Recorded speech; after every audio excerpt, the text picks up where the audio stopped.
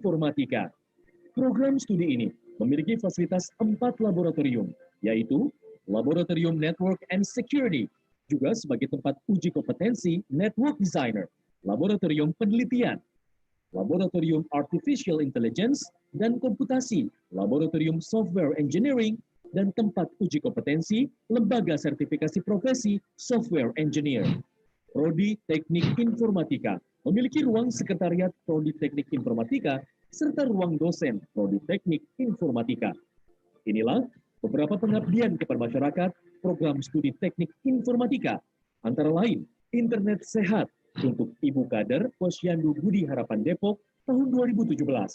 Workshop Sistem Keuangan Desa di Kecamatan Babakan, Kabupaten Cirebon untuk meningkatkan akuntabilitas laporan keuangan desa Juli 2018.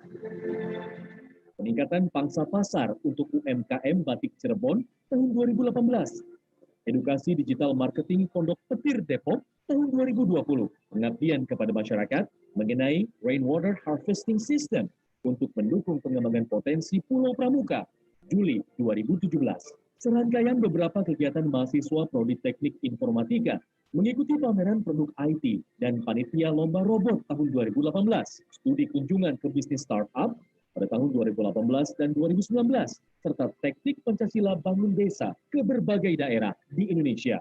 Prestasi mahasiswa Prodi Teknik Informatika, finalis tingkat nasional pada Techno Corner 2020 Internet of Things Development Competition di UGM Jogja, Maret 2020, meraih gold medal dan juara 2 pada International Competition Student Creativity in Technology and Culture ICOSTETEC 2019 di Universitas Pancasila pada tahun 2019.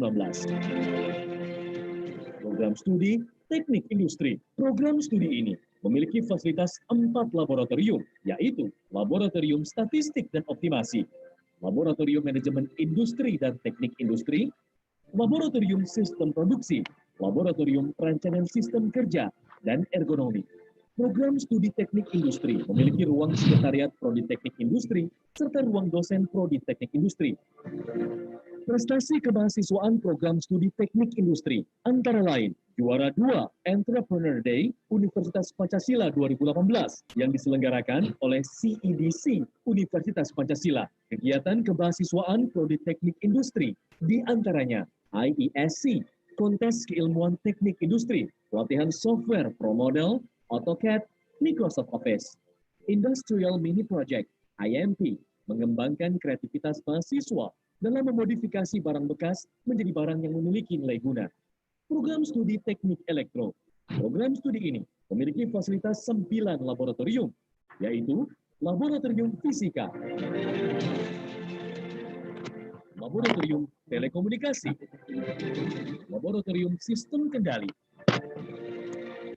Laboratorium Digital,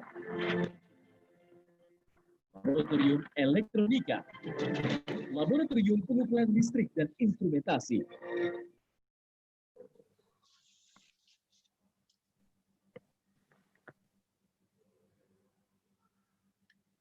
Okay, we will start, Mr. Prof. Dani. Yes, Bu. Okay, good afternoon to all attendee of the International Webinar Green Innovation today. Speaker is Professor Dr. Dani Harmanto, PhD. Welcome to Mr. Harmanto. Before we begin our webinar, let me introduce our speaker for today webinar. Professor Dr. Dani Harmanto is a lecturer at the De Montfort University, Leicester, United Kingdom. He is a research interest including wind turbine application, renewable energy, and lean management. His PhD is automatic engineering design and manufacture from Converti University, Convertin, United Kingdom. Mr. Harmanto, we invite you to deliver to speech. Please, Mr. Harmanto. Thank you.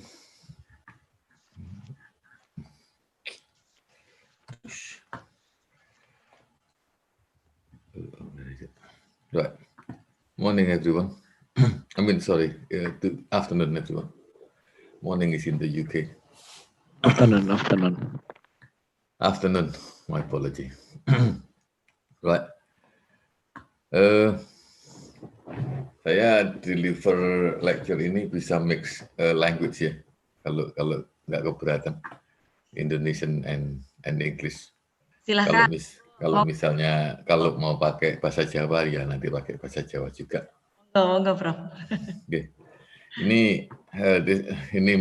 This is my name and this is my title at the bottom as well. So I'm not going to use my title that long. And also I am the associate professor in aeronautical engineering.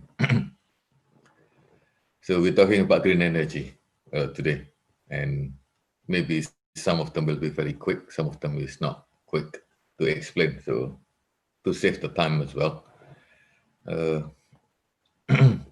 Right, the content will be looking at who is ours, is the Montfort University, and about me, although the moderator introduced me a bit, and what a student in the UK look like. And then we're talking about Indonesia, energy and type of the green energy, and then we can have question and answer after that. So where is the Montfort? So the Montfort is in Leicester. So we don't pronounce it as a Leicester, but we pronounce it as a Leicester. So the E is gone, so it's just Leicester with the S on it. And then we are actually in the middle there in the UK. So it's exactly in the middle, about an hour and a half from London and an hour and a half from Manchester. And Leicester got Leicester Football, the one that win the Premier League. And we currently have 26,000 students in the UK and about 35,000 outside the UK with 2,600 staff. So it's very small university still. So this is about me. I make it very quick. So I born and grew in Surabaya. I graduated from ITN Malang in 1993 and go to UK to do my master degree and PhD in automotive engineering. So I graduated in 1998, so about 3 years I finished my PhD. And then do the research assistants and then become project engineer for Volkswagen and become the Kaprodi in Indonesian language for 19 years. And also some part become the deputy head with about £6 million funding or budget and then 650 students.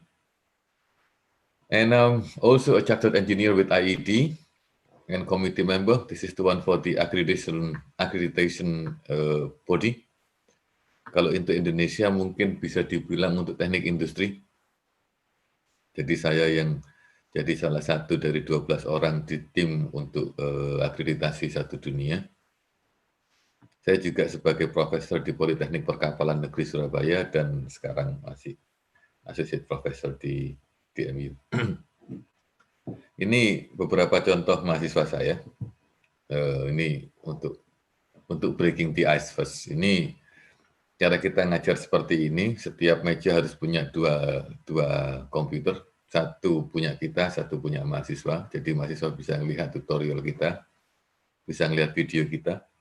Jadi mereka bisa mimik semuanya. Dan semua mahasiswa harus punya satu komputer yang ada, jadi nggak boleh share sama sekali, boleh pakai headphone, boleh pakai semuanya. Setelah kita ngajar, ya.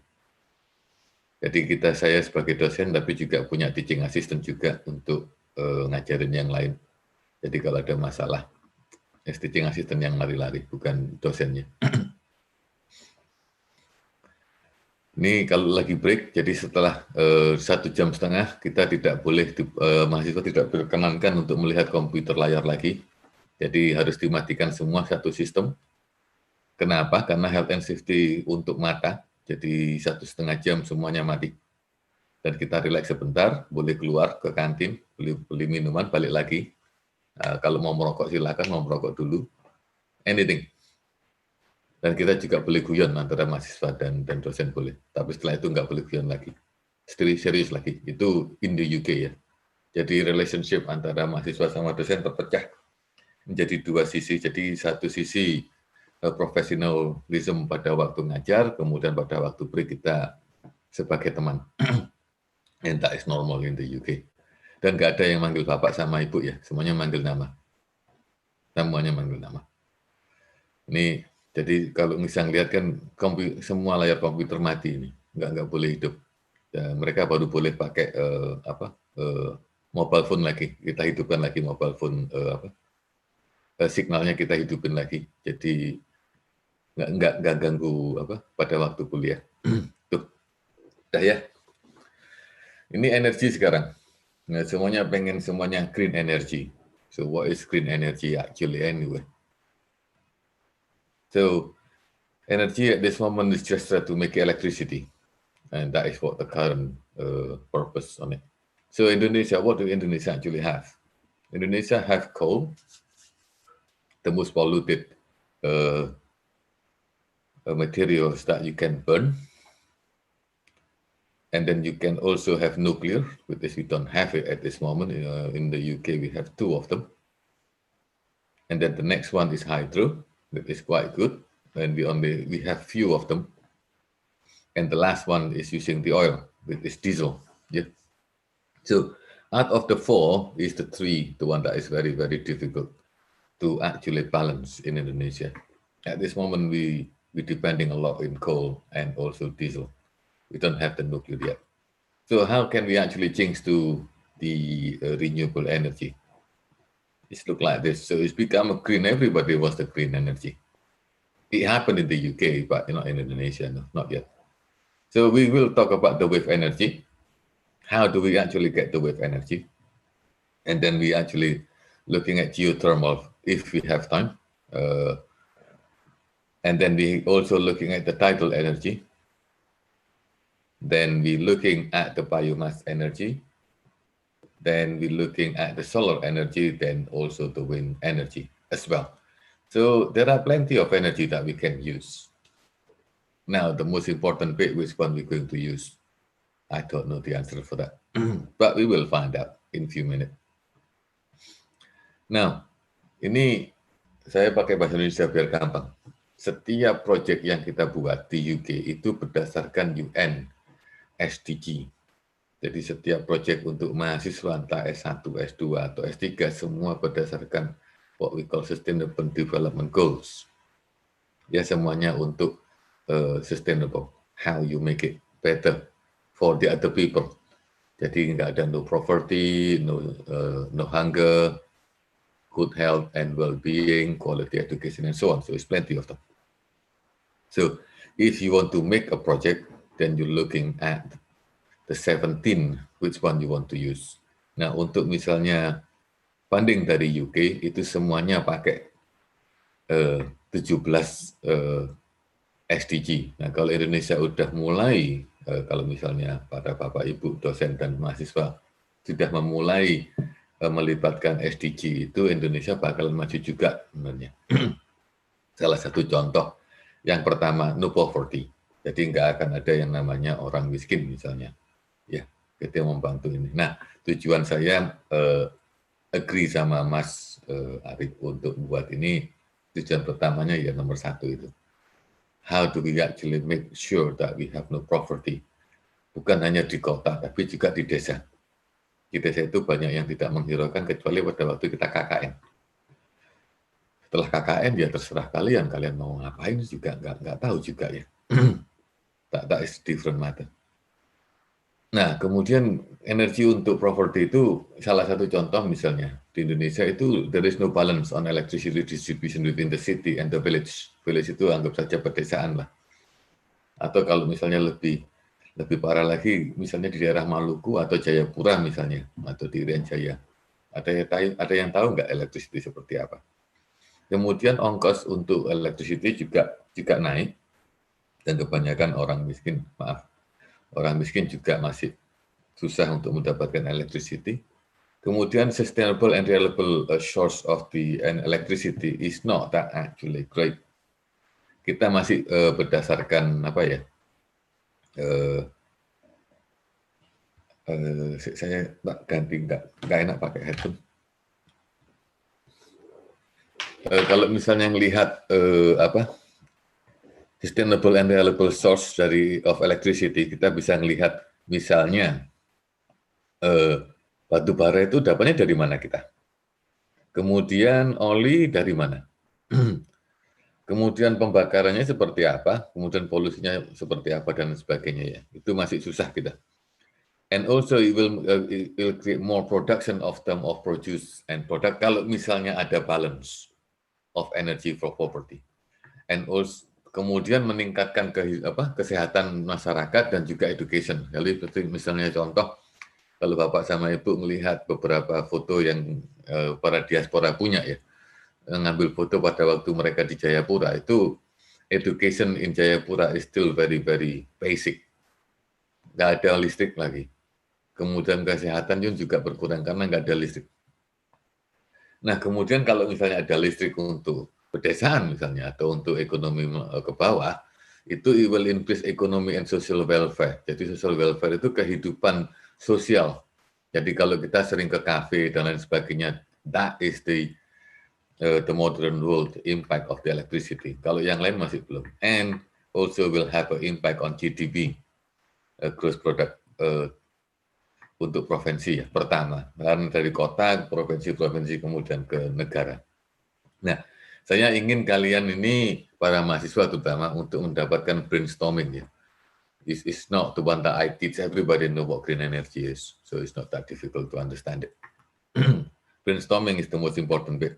Kalau di sini semua mahasiswa diharapkan semuanya thinking outside the box. Jangan mikir cuma satu kotak gitu. Harus outside the box and then try to make innovation as much as you can. Innovate. Ini tentang Indonesia sekarang, segini gede banyak ya. 13.000 pulau, sekitar 13.000 pulau. Termasuk pulau yang kecil-kecil yang ada penduduknya juga. Itu kadang-kadang kita mikir listriknya dari mana tuh mereka itu. Where is the electricity come from? We don't know either. Ini saya ngambil contoh karena datanya yang paling banyak terdapat itu di Central Java dan Surakarta, detail banget datanya. Itu saya ngambil ini sebagai contoh. Ini salah satu contoh. Kita ngambil Jawa Tengah ya dan Surakarta. Karena apa? Di Jawa Tengah dan Surakarta itu sekarang udah terbagi beberapa sektor industri. Jadi yang atas itu industri otomotif dan baterai, kemudian yang bawah itu nanti ada industri sendiri dan lain sebagainya. Berarti kan listrik peningkatan akan banyak juga. Kalau kita melihat Surakarta itu kecil banget, ini punyanya Pak where is our president come from?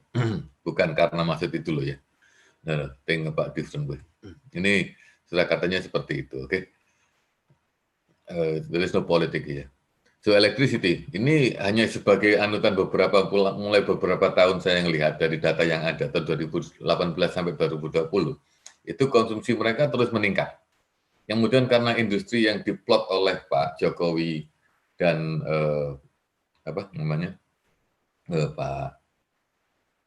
Luhut itu membuat denah di dalam Jawa Tengah itu menjadi gede untuk industri karena ada nikel di situ ya.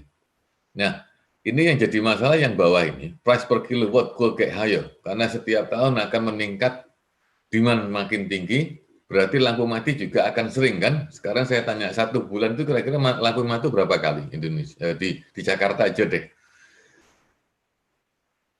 Ada yang bisa jawab kira-kira nambahin? Bu Moderator mungkin berapa kali mati? Setelah 1 bulan lah. Kebetulan saya tinggal di Depok, Prof. Mungkin Depok, oke. Berapa kali? 3 kali. 2 sampai 3 kali. Oke. 2 or 3 times per month. Oke. Kalau di UK kita nggak pernah mati lampu. Dalam 10 tahun mati lampu is 0. Ya. Jadi di sini plus, di sini tidak ada yang namanya per kilowatt. Jadi rumah kecil misalnya hanya boleh dapat 500, rumah gede dapat 3.000. Dan no, in the UK everybody equal. Everything is open for you. So, jadi kalau rumahku ini bisa dibuat pabrik misalnya, listriknya memang bisa sih, tergantung kita bayar kuat apa enggak sih. Jadi loss kalau misalnya bahasa Jawanya, the electricity is lost. Yes, semuanya bebas boleh pakai. Itu namanya keadilan untuk semua rakyat. Tergantung kuat bayar apa enggak gitu aja. Kalau nggak kuat bayar ya jangan pakai banyak-banyak gitu loh. Ini sekarang satu sisi, saya kalau boleh ngeliat ya. Pertama kita ngelihat water aja dulu. Water itu ada sisi beberapa. Satu, kita punya laut, dan kita juga punya river. River itu sungai itu kita bisa memakai dalam satu contoh hanya bendungan, nggak ada yang lain. Kemudian kita ngelihat laut selatan ketakutan nanti karena ada Nyiloro Kidul, harus permisi dulu, harus ngasih kepala kerbau dan lain sebagainya. That is the tradition that we have to follow. Tapi akan in the far away, on the opposite side, on the north side is very calm. Is also beautiful side. Gimana caranya kita menganalisa river and then kemudian ada laut juga. Ini salah satu contoh. Kalau karena laut di utara Jawa Tengah itu atau Pulau Jawa itu kebanyakan hanya terdapat beberapa pasang naik gitu aja ya, pasang surut maksud saya, kok pasang naik, pasang kan naik ya. Pasang surut antara laut, jadi kita nggak mungkin pakai yang lain, tapi kita bisa pakai misalnya lagun, misalnya ada yang tahu lagun. Lagun itu sebuah danau yang dibentuk oleh manusia, akan tetapi di tengah-tengahnya itu antara air keluar masuk terdapat generator. Nah, cara kerjanya bagaimana? Ini saya cuma nunjukin dikit, nggak bisa banyak. Kalau banyak bisa pusing saya, soalnya lama nanti. Dan semoga jalan. Ini salah satu contoh lagun itu seperti ini. Nah, ini lagun. Jadi kalau misalnya anggap aja di Jakarta di beberapa pulau yang ABCD sampai H itu, di depannya dikasih seperti itu. Jadi lagun ini sebagai tidal lagun, air bisa keluar masuk. Nah, gimana caranya yang lain? Kemudian, karena ada perbedaan antara pasang surut, kemudian kita pasti generator bukan hanya satu, don't think inside the box, we have to think outside the box. Pada waktu air pasang akan bergerak, air akan menuju ke lagun, berarti menghasilkan listrik. Nah, setelah nanti pada waktu surut, itu akan kembali lagi, berarti kita mendapat arus balik dari lagun menuju ke laut, itu pun juga ada listriknya. Nah, akan terjadi seperti itu terus. Ini, dan kemudian kita juga bisa, orang Indonesia kan senang pelesir, nah sepedaan, kemudian pakai selfie, it looks beautiful, especially pada waktu sunset times. So we have to think like that. Ini kemudian salah satu contoh lagi. Kalau misalnya memang kita nggak bisa buat lagun, kita bisa buat seperti ini. Kita namakan Ocean Energy Wave Station ya. Saya nggak bisa ngasih. Jadi karena ombaknya juga lumayan, ini bisa dipakai di Laut Selatan misalnya ini, Laut Selatan. Jadi tapi harus Pulau Nuwun Bumi yang punya, biasanya kan gitu, karena itu tradisi kita ya. Ini hanya berdasarkan angin atau tekanan angin. Jadi kalau misalnya di mechanical engineering kita ada namanya fluid dynamics. Untuk mengukur tekanan angin berapa atau tekanan udaranya berapa, kemudian kita bisa menghitung naik turunnya berapa. Nah, karena laut itu akan naik turun, maka akan terjadi tekanan udara dari kiri ke kanan, jadi keluar masuk seperti hidung kita. Nah, coba bayangin hidung kita dikasih seperti baling-baling gitulah. Kita menghidup, kita putar, kita nanti bernafas lagi, kita juga akan muter lagi. Jadi ada dua sisi antara in and out, in out, in out. Itu juga menghasilkan listrik. Ya. Tapi kalau kita cuma buat satu, ya susah sih, harus kita buat lebih banyak lagi untuk menghasilkan listrik yang banyak. Ini satu contoh. Kemudian contoh yang lain ini dibentuk yang agak unik juga, masih bisa. Jadi bentuknya juga agak lain, ini namanya vertikal, jadi nggak banyak menghabiskan tempat, tergantung tempatnya seperti apa juga. Nah, kalau misalnya anggap aja di daerah pedesaan atau di daerah nelayan itu listrik masih susah masuk. Nah, kenapa kita sebagai seorang engineer dan juga seorang ilmuwan, kenapa kita tidak memikirkan gimana cara memasukkan listrik ke mereka tanpa bantuan PLN? That's the next one. Ya, Karena PLN itu satu-satunya di Indonesia yang bisa memasukkan listrik ke desa. Nah, kalau di UK itu dipisah banyak. Jadi satu itu hanya untuk apa? Network, all the network listrik dan itu di dalam tanah. Kemudian yang jual itu beberapa perusahaan. Nah, itu bisa beda. Kalau di sini ada 10 perusahaan dan mereka juga bersaing antara harga, jadi harganya nggak akan mahal banget kalau misalnya dibanding Indonesia. Gitu. Ini hanya sebagai contoh, kenapa airflow itu lebih penting untuk blade-nya. Blade-nya itu dihitung pakai Naka profile. Nah, kalau yang kalian misalnya sebagai seorang insinyur di mechanical, maka akan tahu Naka profile itu apa sih. Ini yang dipakai Naka profile 000002 yang dipakai. Nah, itu kalau misalnya bisa dibuat, monggo dibuat. Saya cuma ngasih. Ini di Jawa Tengah misalnya. Kemudian ada, ini cuma kita ngelihat Laut Jawa aja loh ya, belum yang lain. Laut Jawa itu karena tinggi banget ombaknya. Jadi ini diharapkan untuk agak menjauh daripada pantai. Jadi nggak deket-deket banget, karena kalau misalnya deket banget, kita nggak bisa selancar misalnya ya. Kemudian akan terganggu sistem pariwisata dan lain sebagainya, maka agak dijauh.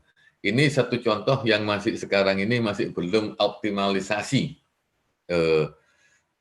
Di dalamnya itu pakai gyro, jadi kayak piston going up and down. Jadi pada waktu naik dia naik, ada waktu turun dia naik turun lagi. Jadi ada suatu selongsongan yang naik turun seperti ini, kemudian dikasih kumparan di dalamnya yang akan menghasilkan sebuah listrik. Kemudian satu sistem lagi yang seperti ini, yang ini sekarang mahasiswa saya suruh buat S1. Saya pengen mereka membuktikan bahwa ini bisa berjalan. Ini kita kasih para ilmuwan menamakan kaki 1000 ya. Karena kakinya 1000 dan jalannya juga seperti kaki 1000 gitu. Tergantung naik turunnya. Nah, kelemahan yang sebelah kanan itu pada waktu ada gelombang tinggi itu harus diberhentikan. Tidak boleh dipakai sama sekali. Karena apa? Karena bisa menghancurkan satu sistem yang di dalamnya. Jadi pada waktu gelombang udah tinggi, mereka harus stop, harus diangkat untuk keselamatan peralatannya, bukan orangnya lagi ya. No.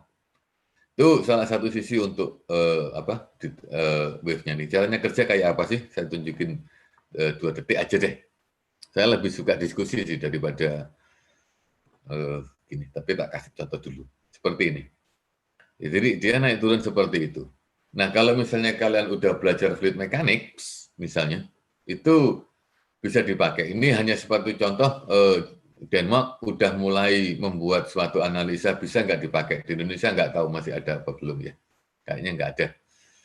Nah, kalau udah selesai, ini salah satu contoh di dalamnya itu seperti apa. Jadi, karena ada hidrolik naik turun, kemudian di dalamnya ada kumparan listrik yang bisa menghitung berapa energi yang ada karena gesekan ya.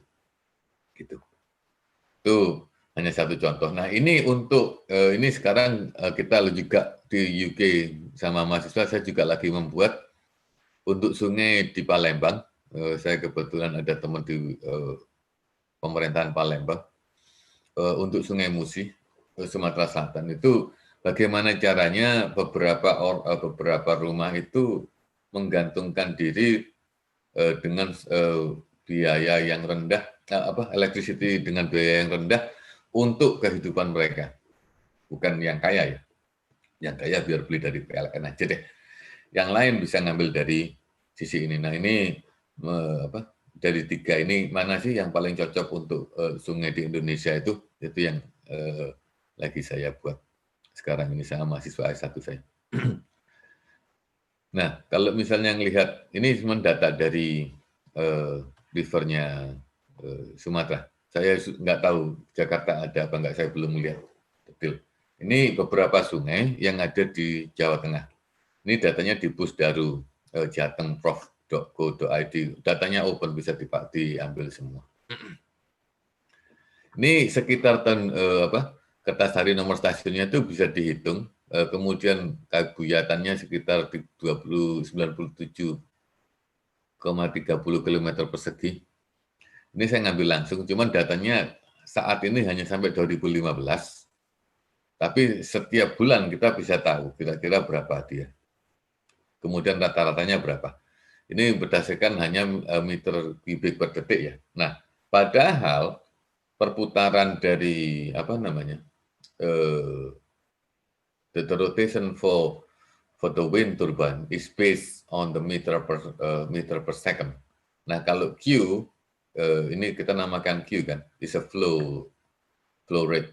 What we don't want flow rate, we want velocity only. Just based on the velocity, how much it will actually calculate. So, ini harus di-convert dulu lagi untuk menjadi meter per second. Baru bisa kita buat. Cara buatnya, ya nanti kita ngelihat. Nah, ini kemudian dari Brebes juga ada. Jadi, all the data is actually there. Yang Brebes ini yang paling bagus. Karena apa? If you look on the average, is much bigger than that. Nah, jadi kalau misalnya mau mendesain sesuatu, kita lihat data dulu. Datanya itu berapa aja sih? Kemudian pertanyaannya, what happen if you got no data?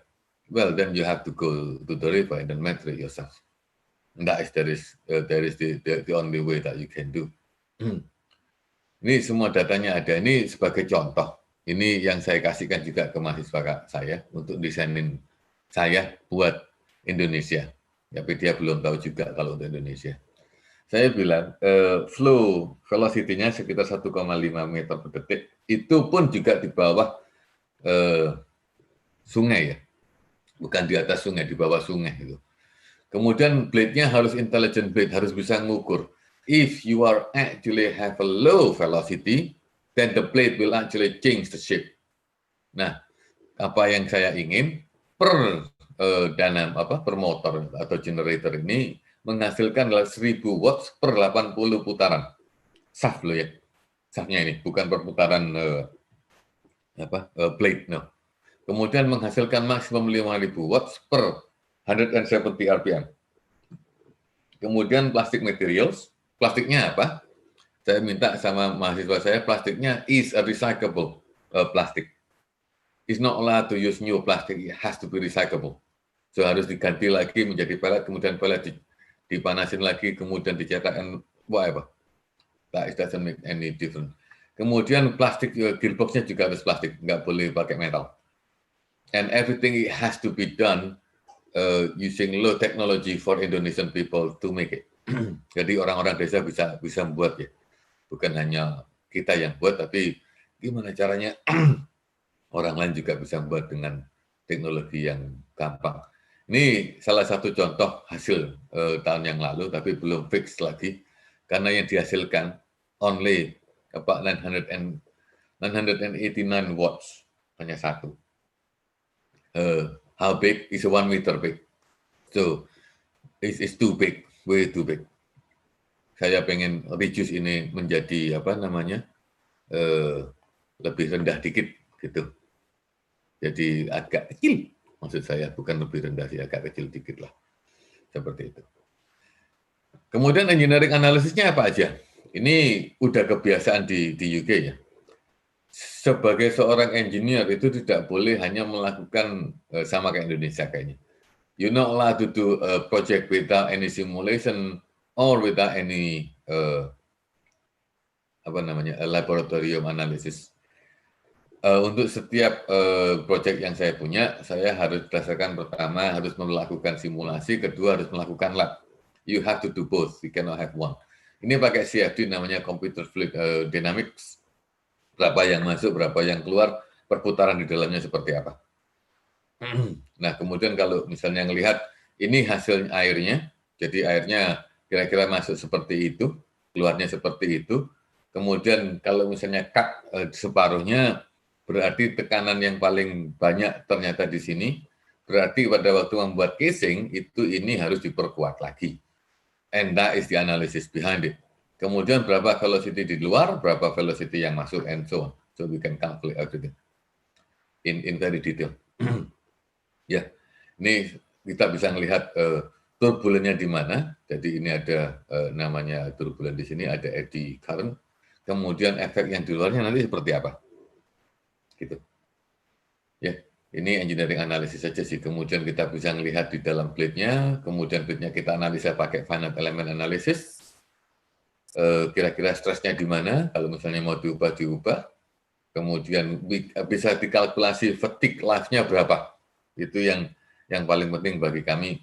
How long does it actually will last? Bisa dihitung itu. Ini sebagai satu gambaran. Kalau taruh seperti itulah. Jadi satu sistem bisa menghasilkan 5.000, kalau dikalikan 100, berarti kan lumayan gede ya, sekitar sekian gigawatt jadinya. That is the idea behind it. Nah, sekarang kita melihat tentang Indonesia lagi. Ini sekarang kita melihat yang beda lagi sekarang. Nah, kita melihat sekarang topografinya Sentral Jawa. Lagi, kita ngambil yang tetap sama. Kalau misalnya pindah-pindah nanti jadi bingung. Kita melihat yang sama juga topografinya Sentral Jawa lagi. Nah, banyak gunung. Yang merah-merah ini gunung, bukan jerawat ya. Ya, hampir sama kayak jerawat sih sebenarnya, tapi itu gunung. Jadi, Surakarta itu diapit oleh 2 gunung, atau yang kita namakan lembah. Nah, kalau lembah itu kan susah sebenarnya. Ini tentang wind turbine sekarang, bukan tentang water lagi. Nah, kalau melihat Surakarta itu berarti dia benar-benar jauh. Jadi kalau misalnya ada banjir, kemungkinan juga akan banjir juga sih, kalau melihat denah yang ada ya, topografinya Surakarta sendiri. Saya bukan karena Pak Jokowi dari situ, no, it's we think about different thing, okay? Don't think that way. Kemudian kita bisa melihat, kira-kira ini data yang paling lengkap itu ini. Yang lainnya susah saya dapat. Ini wind data dari BMKG itu menyebutkan bahwa kecepatan angin, jangan melihat ini nanti kita pakai lagi nih. Kecepatan angin dan juga ketekanan udara pada Januari sampai Desember itu berdasarkan Lanut Adi Sumarmo. Jadi agak di atasnya dikit daripada Surakarta, gitu. Just tiny bit above, not much. Itu kecepatan anginnya hampir rata sebenarnya. Mulai Januari sampai Desember, dan ini juga tahun 2019 yang barusan terjadi. Anginnya oke lah, sekitar 15 knots, ya nggak kenceng-kenceng banget lah. Nah, kalau sekarang kita melihat hujannya, anginnya dari mana sekarang? Anginnya kita dapat data itu dari selatan ke atas, itu kebanyakan. Kok tahu? Ya karena kita bisa melihat arah anginnya di mana sih. Kita bisa muter-muter ini juga. Ini data yang spesifik banget. Saya ngambil tanggal berapa itu, 16/10. Ini perkiraannya seperti ini. Jadi naik turunnya sekitar 4 mil per jam. 4 mil per jam itu kalau dikalikan kilometer dikalikan 1,3.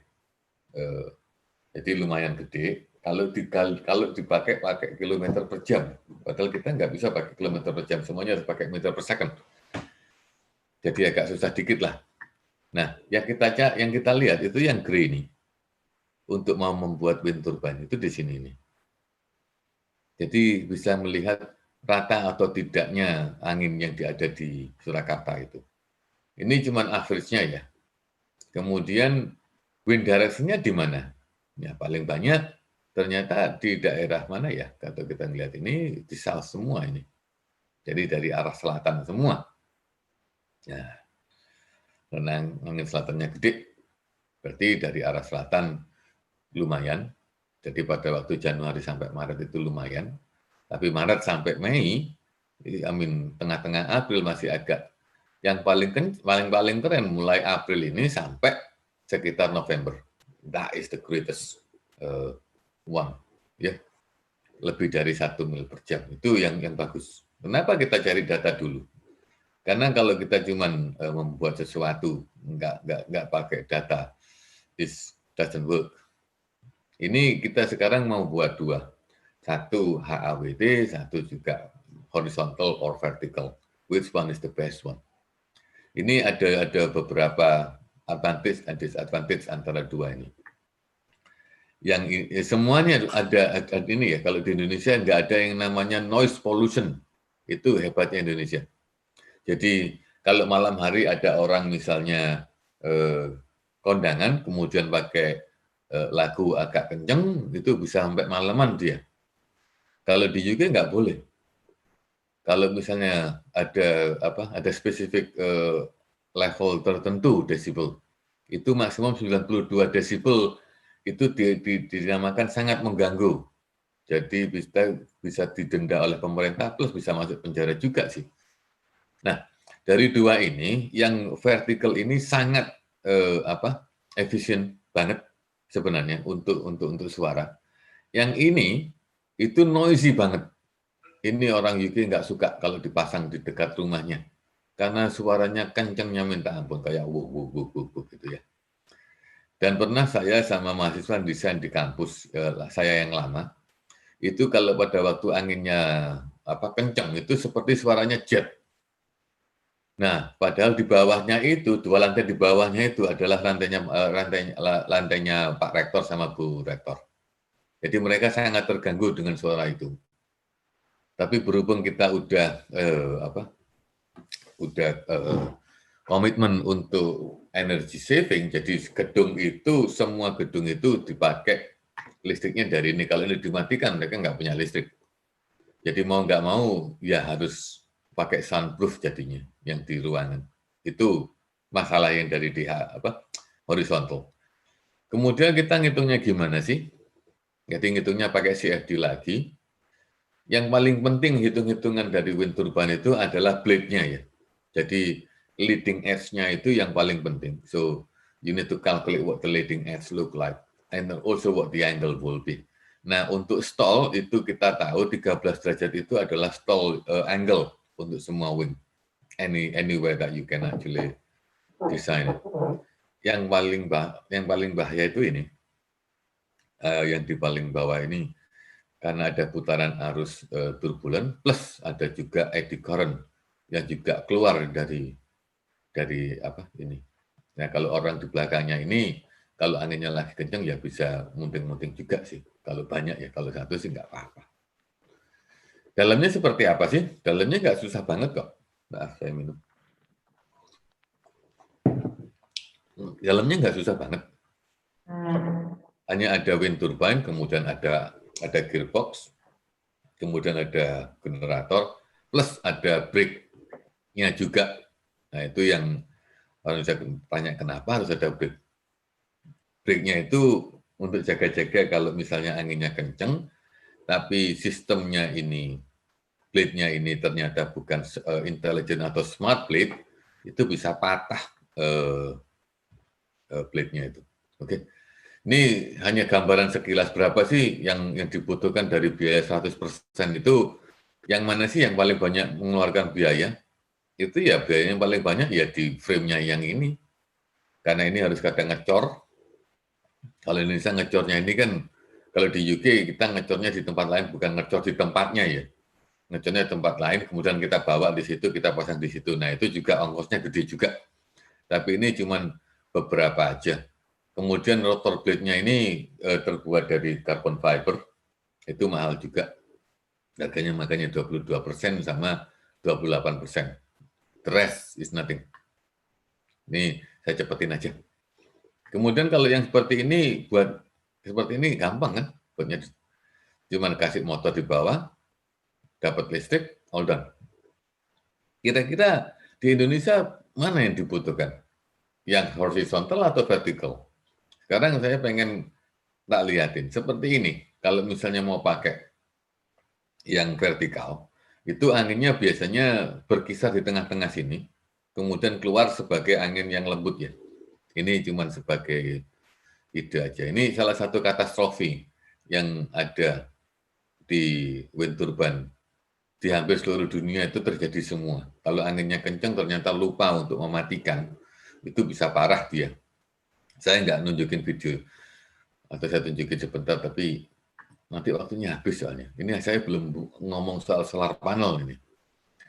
Ini salah satu contoh ambruk misalnya, karena kemudian terbakar, karena terlalu cepat, kemudian motornya terbakar, bisa terbakar semua. Kemudian ada juga misalnya hancurnya baling-baling juga bisa, karena terlalu cepat baling-balingnya patah. Kalau patah seperti ini bahaya juga gitu ya. Jadi saya next. Nah, advantage-nya apa sih wind turbine itu? Satu, green energy. Kemudian nggak ada impact sama sekali ke environment, nggak ada polusi. Yang ada satu polusi, itu adalah noise pollution. Nah, kemudian harganya lebih murah daripada energi yang lain ya. Nah, kalau misalnya ditaruh di Laut Selatan, misalnya, itu bisa menghasilkan sekitar 4-6 megawatt per turbine. Tergantung anginnya juga, tapi rata-rata sekitar segitu. Nah, kira-kira saya pengen tanya, Jakarta itu kira-kira butuh berapa sih? Kalau kita bisa ngitung misalnya ya, Jakarta itu anggap aja butuh sekitar 10 gigawatt. Ya, 10 gigawatt. Jadi kalau kita pakai ini, mau ngambil 10 gigawatt, berarti kita naruh sekitar 10 atau 100 wind turbine untuk ditaruh di situ. Dari 6 megawatt menjadi 60 misalnya, atau menjadi 6 gigawatt, ya nggak banyak sih, bisa naruh di situ. Kemudian disadvantage-nya apa? Yang satu pertama itu, semua renewable energy itu tidak bisa disimpan energinya. Harus dikeluarkan. Kalau mau disimpan itu harus pakai lithium baterai. Nah, lithium baterai itu yang punya sekarang, risetnya itu adalah Universitas Negeri Surakarta. Itu the best-nya Indonesia sekarang. Kemudian harus menambahkan additional part untuk customer. Ya, nggak bisa langsung kayak listrik langsung dipasang pakai meteran kemudian masuk. No, masih ada embel-embelnya lagi. Kemudian untuk membuat suatu wind farm misalnya itu juga gede banget.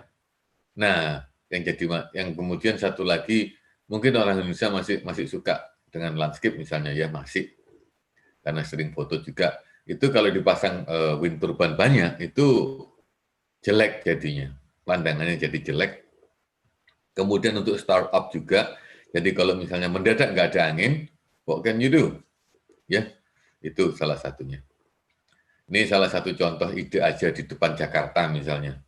Itu dipasang seperti ini di dekat Pulau A, B sampai H itulah. Itu bisa menghasilkan listrik untuk kehidupan di Jakarta atau di dekat Teluk Jakarta lah.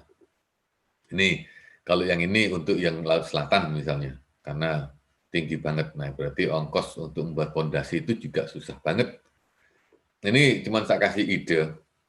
Kenapa saya kasih ide gini? Jadi ini kasih wind turbine pada malam hari, untuk penerangan jalan, jadi tidak perlu membuat pakai PLN. Nah, di atasnya ini pakai LED lah, biar gampang. Kemudian untuk yang jalan tol, itu bisa pakai vertical turbine juga untuk satu jalan. Jadi pada waktu mobil itu lewat, kalau misalnya di Indonesia itu jarak antara ini sama ini kan dekat. Kalau di UK nggak dekat-dekat banget lah, tapi ya hampir sama. Itu selisih antara mobil itu bisa dihitung dengan menggunakan computational fluid dynamics. Jadi kita bisa ngitung perputarannya berapa. Oke, tuh. Kemudian ini kalau mau beli, Jadi kalau mau riset boleh, kalau mau beli juga boleh. Ini di UK dijual, itu bisa menghasilkan 8.000 watt dengan harga yang sangat murah banget. Ini juga sekarang mulai banyak orang pakai, tapi yang jadi masalah suaranya. Dan lagi tidak bisa diberhentikan dia tetap muter. Jadi kalau muter kan menghasilkan noise. Nah, kalau noise kan kita bisa dikomplain sama tetangga. Yang saya bilang tadi, kenapa kita nggak bisa simpan? Pertama, baterainya ini lithium baterai ya. Ini kalau di Inggris lithium baterai banyak seperti ini. Nggak susah carinya. Atau mau buat sendiri juga bisa sih. Kemudian harus ada inverter, baru masuk ke user. Nah, yang usernya ini kalau di UK itu boleh dijual ke PLN. Kita boleh menjual. Jadi tagihan listrik kita itu bisa berbanding antara jual sama beli dari PLN. Jadi kalau kita nggak punya matahari, kita beli dari PLN. Kalau misalnya kita kelebihan, kita jual ke PLN. Dan lain sebagainya. Jadi lebih bagus sistem di sini. Ini sekarang kita ngomong soal solar. Bentar, saya mau tanya Bu Moderator, saya kurang berapa menit lagi ya Bu? Halo Bu Moderator? Enggak apa-apa, Prof. No problem. No problem. Silahkan saja Prof menyelesaikan presentasinya. Oke. Nanti kita bisa ngobrol lebih banyak lagi nanti. Ini tentang sekarang solar matahari, solar energy. Di UK itu sekarang matahari itu terbit jam 7.30, terbenam sekitar jam 3.30. Itu pun kalau kita dapat matahari, harinya ya. Ini saya tunjukin di luar aja seperti ini. Di UK ini masih ini udah jam 9 pagi, pas. Itu nggak ada matahari sama sekali. Kemarin matahari keluar cuma sekitar 2 jam, itu pun tertutup oleh awan. Sekarang ini mendung 1 harian, nggak ada hujan, tapi nggak ada matahari. Energinya dari mana? Energi solarnya. Itu yang, kalau Indonesia, kita punya solar energy tiap hari kan? Almost every day, every second. Dan bisa tahu lagi, kira-kira berapa sih? Tapi UN PBB itu sudah membuat research daerah mana yang bisa dipasang untuk solar panel, yang lain nggak bisa atau tidak diharapkan. Kalau mau pasang boleh, tapi nggak ada untungnya juga. Nah ini solar panel ini. Nah tentang solar energy. Ini kita hanya cuma 3 ya. Saya nggak bisa ngomong banyak lagi. Nanti yang lain aja kapan-kapan. Nggak cukup waktunya. Biasanya saat itu sekitar 2 jam kita ngajarnya itu 2 jam, detailnya di dalamnya. Nah, ini matahari masuk ke bumi, kemudian yang sekitar 51% itu diambil oleh tanah sama ocean, kemudian pantulkan lagi balik ke atmosfer sekitar 64%, dan sisanya pakai radioaktif dan lain sebagainya. Ini sebagai contoh energi. Dari sini kita bisa detailin lagi spektrum yang mana yang kita cari dari Earth energy itu, ya. Jadi nggak cuma asal kita buat solar aja. Kalau di sini kita juga punya sih yang namanya DIY store itu jual solar panel. Tapi spektrum yang mana yang kita mau buat? Kalau kita pakai strukturnya Indonesia ya nggak bisa dipakai di UK. Karena di UK nggak ada matahari seperti ini, gimana cara dapat listrik? Oke, it's not possible. Ya, jadi ini cuma definisi aja. Jadi solar energy itu is an energy obtained by capturing the heat and light from the sun. Solar energy originates with the thermonuclear fusions, reactions occurring in the suns. Jadi teknologi ini hopefully will provide a number of ways to utilize this abundant resource. And it is classified as a green or renewable energy because it doesn't emit greenhouse effect at all. Ini salah satu contoh kenapa solar energy itu yang pertama kali dulu. Yang nemukan juga orang Amerika kan. Nah ini ada 2. So one is an active solar, itu use of photovoltaic system, concentrate solar panel, solar power and solar water heating to harness energy. So that is one thing. So it's called active solar, which is you actually combine the whole energy into one thing to boil the water. Yes. And then from that boiled water, you can actually do something else with it. And the other one is passive solar. So it's actually orienting a building to the sun, selecting materials, and so on. Now, that is a different way. So there are 2 things. Home, for example, cooling, hot water, fuel, production, energy, agricultural, architect. That is for one purpose or one function. And the last function is energy. It is that. And we split them into 2 as well. So one is the heat, one is the light. Yes? So on the right-hand side is produced electricity. On the other side is using the hot water. And the electrician, the engineer will be called differently. On the right-hand side is called electrician. On the left-hand side it will call plumber. Jadi satu tukang pipa, satu tukang listrik is different. So you have to split between those 2. Nah, ini hanya untuk memanaskan air. There is no other purpose. Kalau yang pakai purpose seperti ini bisa dipindahkan ke sini with slightly different way around it. Ini salah satu contoh. Butuh tanah yang gede sebenarnya. Hanya untuk mengambil energi dimasukkan ke tengah-tengah sini ya. Jadi air naik, panasin, turun menjadi uap. Uap ini untuk menjadi generator. Generator itu menghasilkan listrik, kemudian listrik dikirim kemana-mana. Ini salah satu contoh di India juga, sekarang udah mulai, karena punya tanah yang gede. Salah satu airport di India itu sekarang 100% dependent on the solar panel. Itu bagus itu. Berarti semuanya LED, semuanya udah pakai all the efficient renewable energy yang nggak susah-susah pakainya. Ini kita ngelihat dalamnya. Dalamnya itu seperti apa sih yang saya bilang tadi? Air masuk sini, dipanasin di atas, panas banget karena reflektor mengikuti arah putaran mataharinya ikut, jadi dia ngikutin terus, nggak akan berhenti. Kemudian the steam will go down to become turbine, and then turbine go down condensation, and then go back again, and so on. So and then energy store become electricity, and then collect the water, and then become tower, and so on. Yes, itu satu research yang di USA, tapi nggak ada yang mau pakai. Kenapa? Karena sistem ini membutuhkan lahan yang gede banget. Is too big, and it's not much we can do. Ini prinsip cara kerjanya solar energy solar panel itu. Jadi foton masuk menggunakan namanya PN junction, neutralnya digoyang-goyang akan membentuk suatu gesekan dengan P atau proton type-nya, akan menghasilkan listrik dari positif ke negatif. Itu the easy way of thinking about it. Kemudian cara kerjanya seperti apa sih? Ya gampang sih, cuman light is converted to electricity via photovoltaic effect in silicon.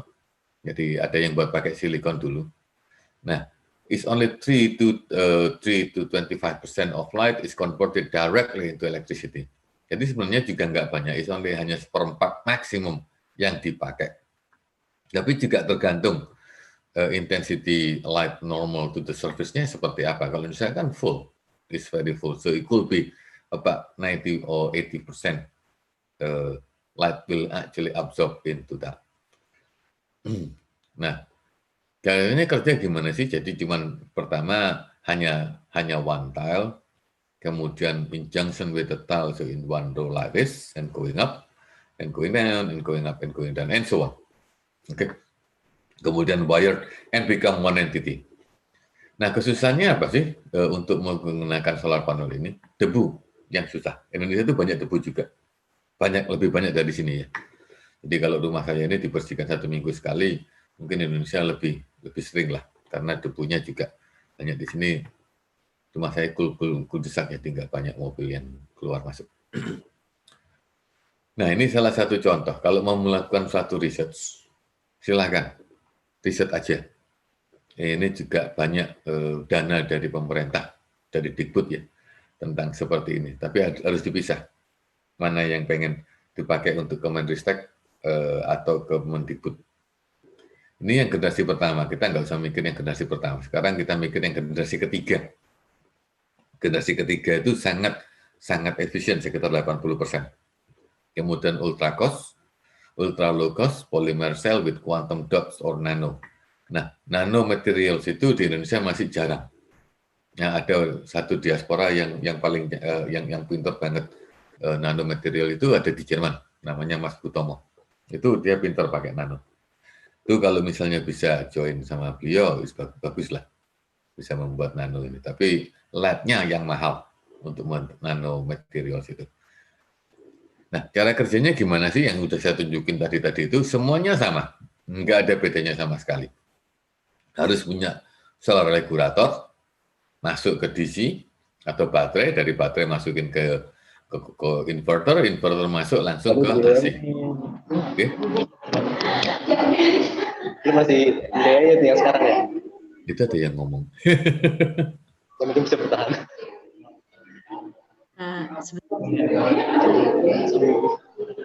Gimana mau main? Bentar, Prof. Ya, gue anyway. udah itu aja nih. Ini kayaknya ini yang namanya ini ya. Anyway, it's mixed voice, so Voice. it's mixed voice. I don't know who, but anyway. Ini kayaknya ini namanya siapa? Firly Iksan Nurdiansah ya? Kok highlight terus dia? Ini.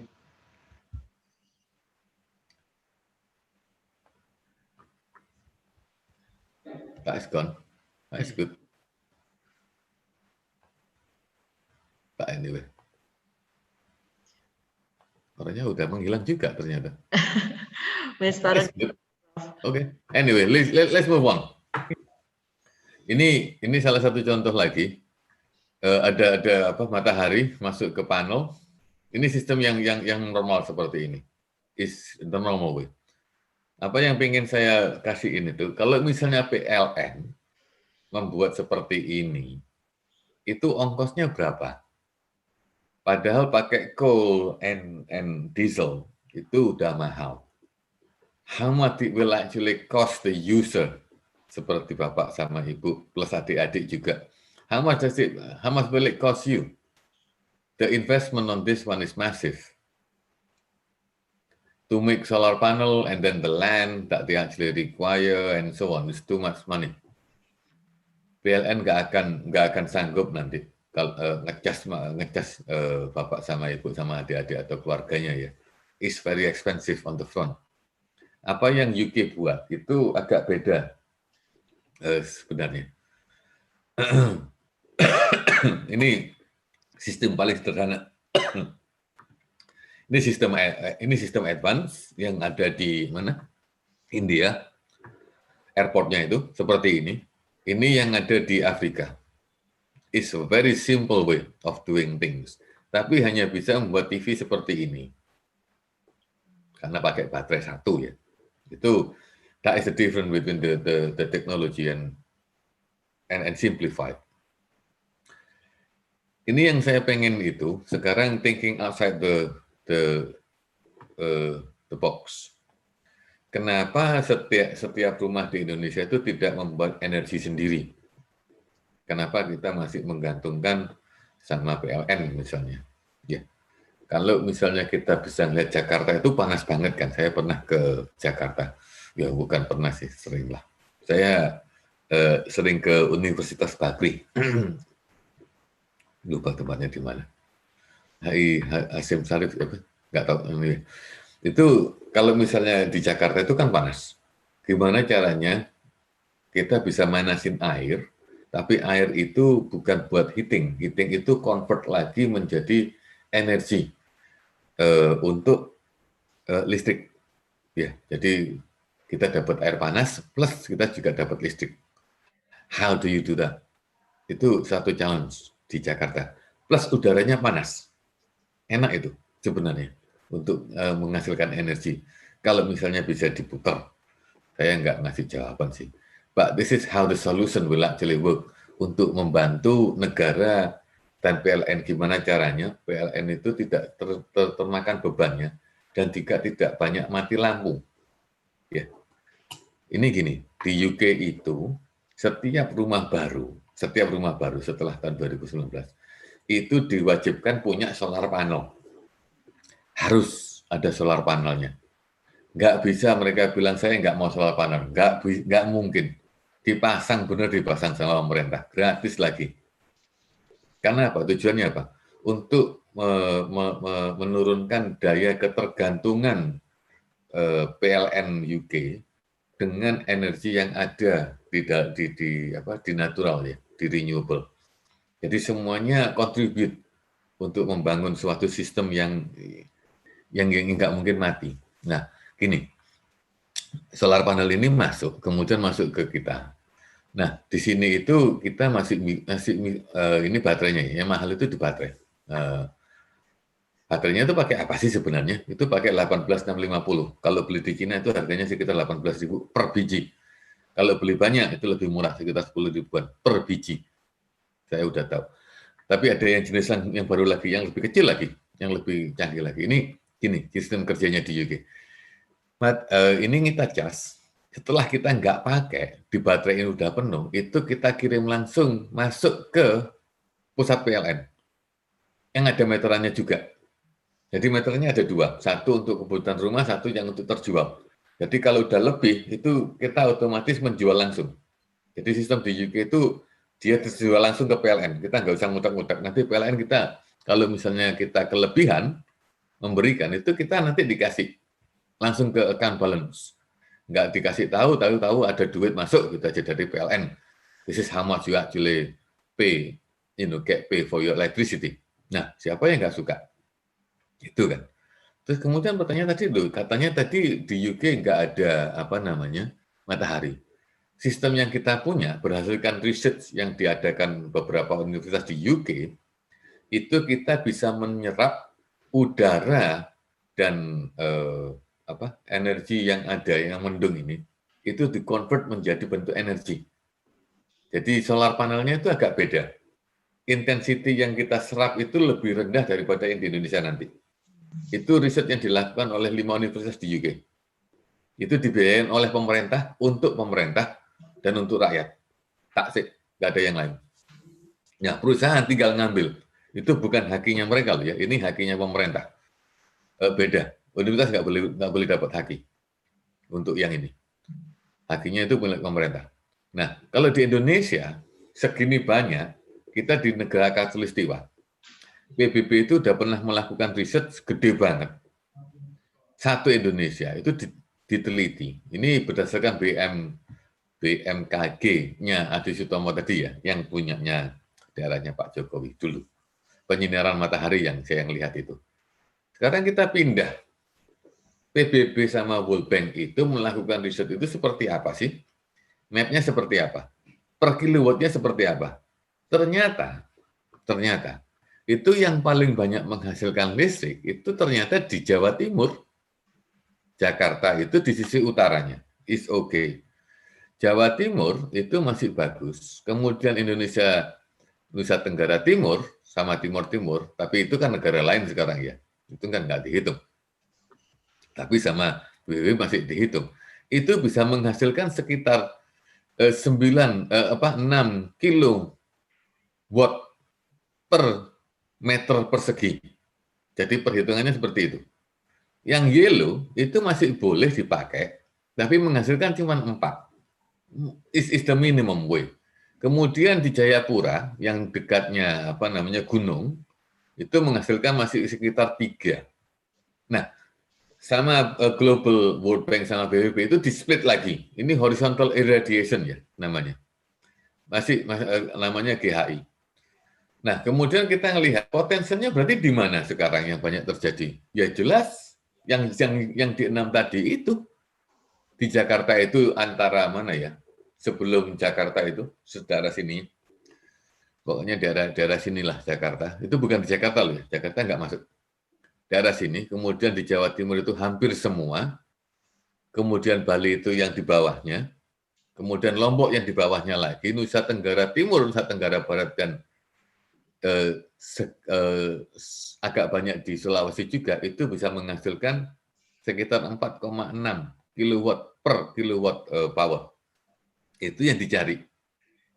Yang dicari itu yang tinggi-tinggi itu, bukan yang rendah ini. Kalau rendah mah bisa mati hidup juga. Tapi nggak apa kalau mau dibuat. Nah, kalau Sumatera itu yang sisi yang sebelah selatannya yang oke. Bukan sisi utaranya. Sisi utaranya masih 3,4 lah. Kalau yang sisi selatan sudah 4,2 ke atas. Is good. Nah, ini yang kita cari itu yang di sisi ini ya. Ini yang paling bagus. Nah, kalau misalnya pemerintah bilang, oke, kita sekarang konsentrasi hanya di Nusa Tenggara Timur sama Nusa Tenggara Barat. Lah, penduduknya berapa di situ? Kemudian kalau kita balance economic balancing, ya nggak balance lah, penduduknya dikit, kemudian listrik yang digunakan juga nggak banyak, industrinya juga nggak banyak, so it's not much point doing it in that way. Oleh karena itu kita split lagi menjadi grup ABC. Nah, grup ABC ini yang kita cari. Yang A itu kita ignorin, yang B itu is half okay, yang C itu has to be approved. Yes. Yang approve itu yang C ini, yang paling bagus. sebenarnya. I'm sorry, Tapi Prof. I'm sorry, Prof. 10 minutes left. ya, no problem. Yeah. Jadi nggak banyak kok, ini tinggal 3 lagi and then we finish. Kenapa yang hijau ini sama yang tengah ini nggak ada? Karena ada gunung. Kalau ada gunung itu nggak mungkin kita pakai. Karena apa? Anginnya naik, berarti kan dingin, kemudian turun, solar panelnya juga ikut terganggu juga. Oke. Ini sekarang kita cepetin lagi. 5 menit masih banyak kok. Climate yang zone A itu biasanya sekitar Sulawesi, Sumatera, Papua. Itu bisa menghasilkan sekitar di bawah 4,2 per hari per meter persegi. Nah, yang kita cari itu sebenarnya A1 sama A2-nya, yang high or middle low temperature ya. Karena apa? Karena yang di Sulawesi itu sama Sumatera, Papua itu masih banyak hutan.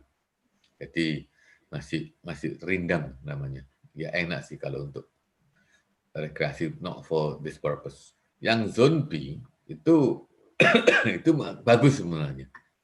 Opportunity installing large scale, tapi masalahnya meskipun 4,5 sampai 5, masalahnya itu adalah kesediaan tanah, ini availability of lands karena populated area, kemudian terrain karena naik turun nggak karuan, kemudian akses juga susah karena nggak ada airport, nggak ada jalan, kemudian masih ada hutan daerah yang terlindungi. Jadi satu-satunya jalan yang hanya menggunakan zone C. Zone C ini harusnya di atas 5,5. Itu Jawa dan Sumatera dan beberapa pulau di bawah itu yang saya bilang tadi, Lombok dan lain sebagainya, itu yang biasanya bisa dipakai. Oke, tapi karena ada high temperature, jadi juga agak dipikir juga gimana cara mendinginkan. Gitu. Plus ada air pollution juga di daerah Jawa ya, susah. Nah, ini evaluasi dari UN, bukan evaluasi saya. Karena large parts of the country so daily with a specific PV electricity output in range between 3,2 sampai 4,2, similar to 1,100 kilowatts sampai 1,530, dibandingkan dengan negara lain, Indonesia itu lebih bagus untuk PV. Lebih bagus untuk PV. Nah, kalau misalnya kita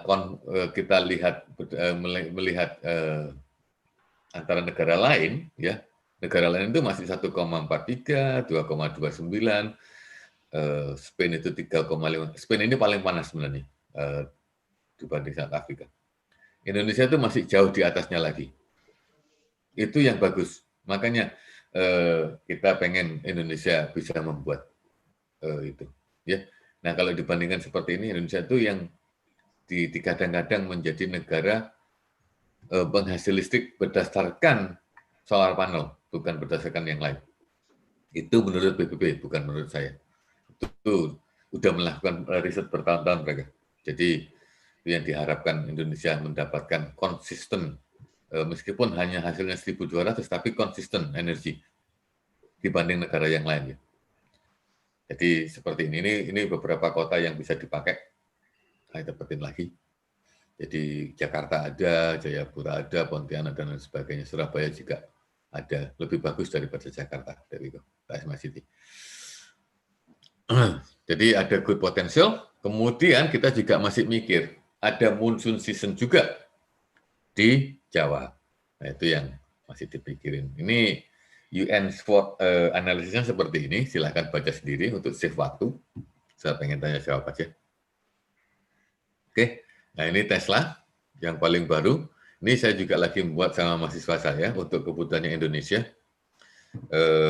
Materialnya juga lain, jadi bentuknya agak lain juga dan enteng lagi. Enteng tapi bisa masuk. Ini mahasiswa saya sering buat untuk kepentingan Indonesia, untuk rakyat yang nggak punya ya. Jadi mereka nggak menggantungkan diri. Nanti cara pemasangannya juga hampir sama seperti ini, tapi dengan kondisi tukang yang ada di Indonesia gitu. Udah, makasih Bu. Thank you, Mr. Thank you, Prof. Thank you. Any question for Mr. Dani, please?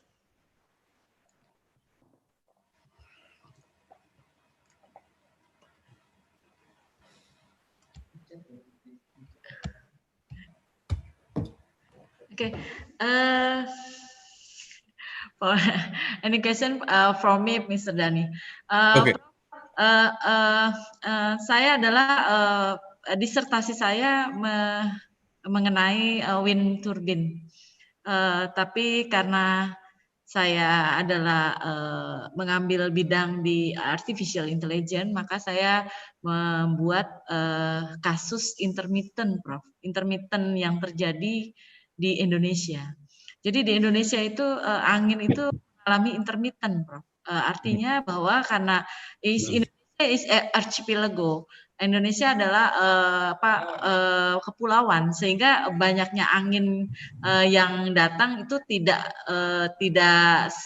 dalam satu daratan. Kebetulan kalau di Eropa itu kan bukan kepulauan ya, Prof ya. Jadi lebih banyak angin neighborhood, artinya ketika ada lahan angin di belakangnya, pasti di depannya itu hampir sama gitu kecepatannya. Tapi tidak bisa terjadi di Indonesia. Di Indonesia itu akan selalu terjadi intermittent. Dan intermittent itu tidak mengenal, tidak bisa unpredictable gitu, Prof. Nah, saya ingin bertanya, kira-kira untuk mengetahui solusi apa sebenarnya pada mesin turbin ketika sangat-sangat terjadi intermittent yang sangat tinggi di lahan bila dibangun di lahan Indonesia power plant untuk wind turbine. Oke, terima kasih. Ini para mahasiswanya boleh tanya kok. Oke. Loh, ini ada yang tanya itu, Bu. Iya. Oke, ini dulu ya. Later. Ini gini. Ya. Kalau UK itu sebenarnya pulau. Iya. Sama kayak Pulau Jawa.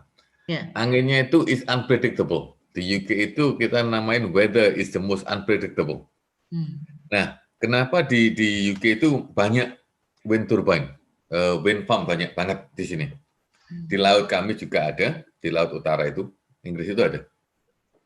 Kemudian di laut sebelah timur juga ada, di dekatnya Wales itu.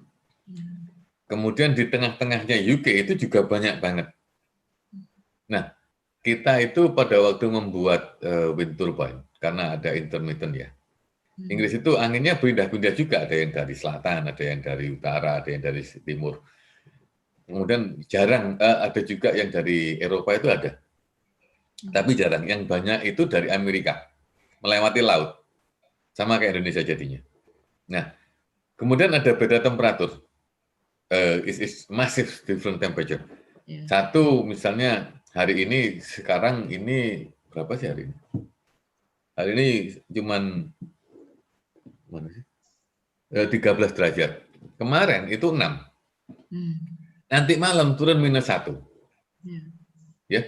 Jadi kalau misalnya di sini di UK itu pembuatan wind turbine-nya itu menganut sistem what we call artificial intelligence plate. Blade-nya menyesuaikan. Jadi kalau anginnya kencang banget, blade-nya menuju ke 0 degree. Jadi kayak gini. Tapi kalau anginnya mulai merendah, dia balik lagi nanti. There is a way of measuring the speed of the wind. Makanya yang saya pengenkan itu gimana caranya the power inside the wind turbine or water turbine is still consistent, whether they have a very low or very high velocity. Yang Ibu bilang itu. Kalau misalnya Ibu pengen pakai neural network atau intelligence itu bisa pakai MATLAB kan ya? Iya, betul. Itu mahasiswa saya juga ngerjakan sama, Bu, yang S1 saya. This is your purpose, that is your outcome. The middle, I don't know. Just think about it. Okay. Gitu. Thank you, Prof. Oh, banyak banget. Ini satu lagi pertanyaan dari Pak Dovir, Bapak Dovir ya, kebetulan beliau adalah ahli di teknik sipil, ketua Department of Teknik Sipil. Beliau menanyakan bahwa pemanfaatan sungai itu memiliki kriteria apa saja yang perlu diperlukan khusus untuk di Indonesia ya, khusus di kota-kota besar gitu. Kebetulan kita itu masih menganut adat bahwa buang sampah tuh di kali gitu atau di aliran sungai. Lalu apakah itu kan sangat mengganggu debit air gitu loh, Prof. Jadi artinya kebiasaan orang Indonesia itu belum bisa seperti di UK, artinya kita masih sangat-sangat tidak disiplin gitu. Kalau kita membuat energi di sungai, itu pasti akan terkendala dengan buangan limbah. Itu yang akan mempengaruhi debit air. Nah, kira-kira apa ya, Prof, saran dari Prof Dani agar supaya debit air tetap terjaga walaupun misalnya kesadaran untuk membuang sampah itu tetap tidak dapat dihindari gitu. Ini pertanyaan yang bagus ini. Soalnya mahasiswaku juga, maaf, mahasiswaku pernah tanya gitu. So what happened with your country? Your country is the most polluted country of plastic. Yes, actually quite true. Indonesia itu terkenal di UK itu sebagai the most polluted plastic country in the world. Kita itu buang sampah sana udelnya emang, Pak, anyway, that is the way. Dan kemudian semuanya dari plastik ya. Ini pertanyaan bagus ini. Yang kita buat di UK itu kita pernah masukkan ke Newton Fund. Nah ini Bapak sama Ibu saya kasih opportunity. Oh, Newton Fund itu akan buka nanti April ini. Kalau pengen mau membuat renewable energy, monggo. Kami itu di DMU juga punya namanya Institute of Energy. Ya, itu kita sering membantu Afrika daripada di Southeast Asia itu kalau mau. Nah ini saya jawab sekarang pertanyaan. Untuk membuat suatu yang di Indonesia itu, kita udah melakukan, dulu itu Newton Fund kami, itu sama Samarinda, Universitas Mula Warman, dengan gubernur yang dulu, yang belum diganti. Karena beliau nggak pengen tergantung sama PLN. Ini saya jawab langsung aja ya. Mungkin ada sisi politik mungkin, saya nggak tahu, tapi saya nggak mau ingin ikut politik. Ternyata itu satu sisi pertama. Kenapa masih susah untuk membuat renewable energy di Indonesia dari swasta? Itu ada. Kenapa? Yang terjadi yang kita buat riset kemarin itu sama Mula Warman itu, kita tidak membuat di kotanya langsung, tapi kita membuat sekitar beberapa puluh kilometer sebelum masuk ke dalam kota.